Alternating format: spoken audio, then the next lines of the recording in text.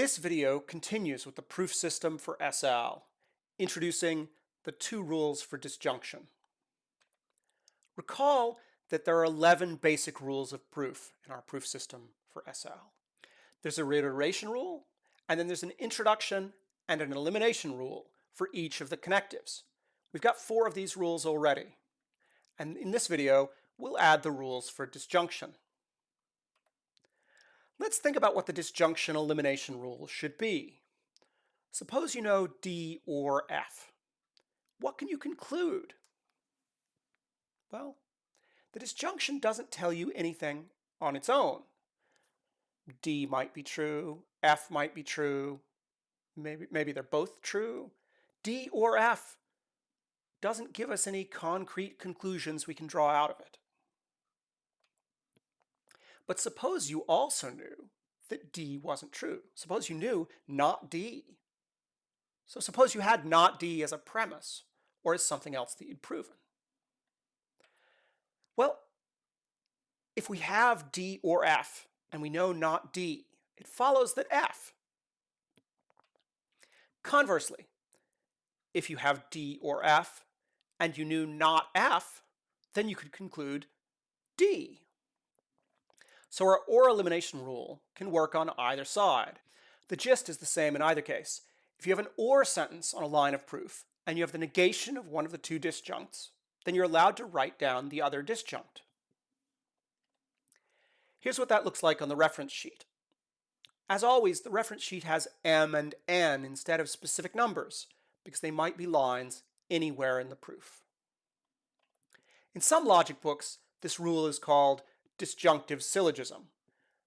We've called it OR elimination to underscore its place among the basic rules. Suppose we have this problem.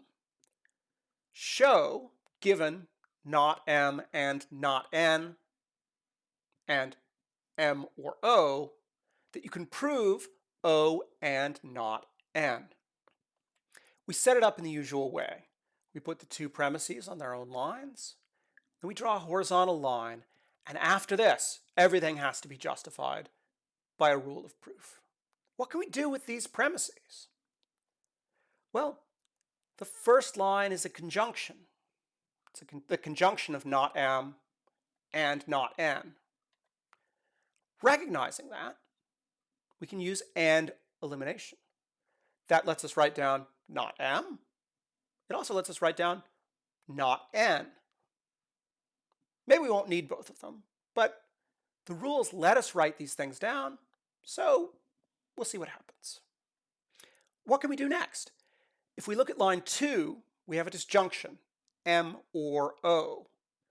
But we also have the negation of one of the disjuncts. We have not M on line 3. That gives us what we need to apply disjunction elimination or elimination. Applying OR elimination to line 2 and 3, we get O. Now, we have O on a line, we have not N on a line, and what we want is O and not N. And we can put that together by conjunction introduction. Here, we take the O from line 5 and the not N from line 4, conjunction introduction 5, 4. And we're done. We've shown what we set out to show. Now let's think about what the disjunction introduction rule should look like.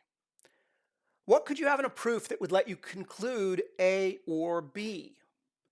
If you had A, or if you had B, well, that would be enough. So suppose you knew A were true. Given the way disjunction works, it would follow that A or B is also true. So if you've assumed or proven A, you can draw the conclusion A or B by disjunction introduction. Here in this setup, we've got A on line 1, we've got A or B, disjunction introduction, referring to line 1.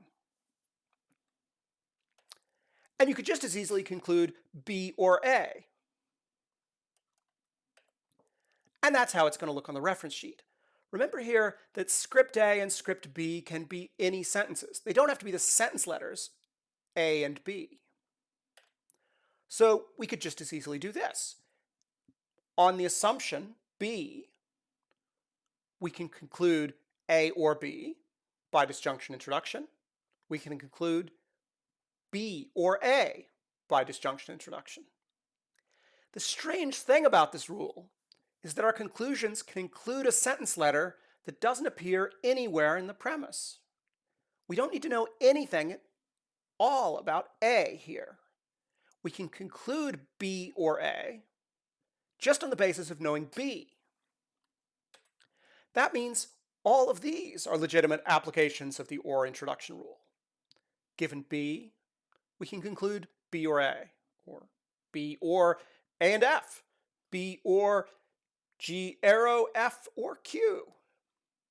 It's a little weird, but if you think about it, it's entirely safe.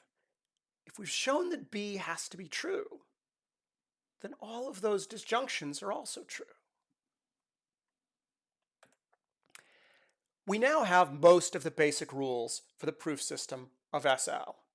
The remaining 4 rules, the 2 rules for negation and the introduction rules for conditional and biconditional, will require subproofs, and that makes them a little bit more complex.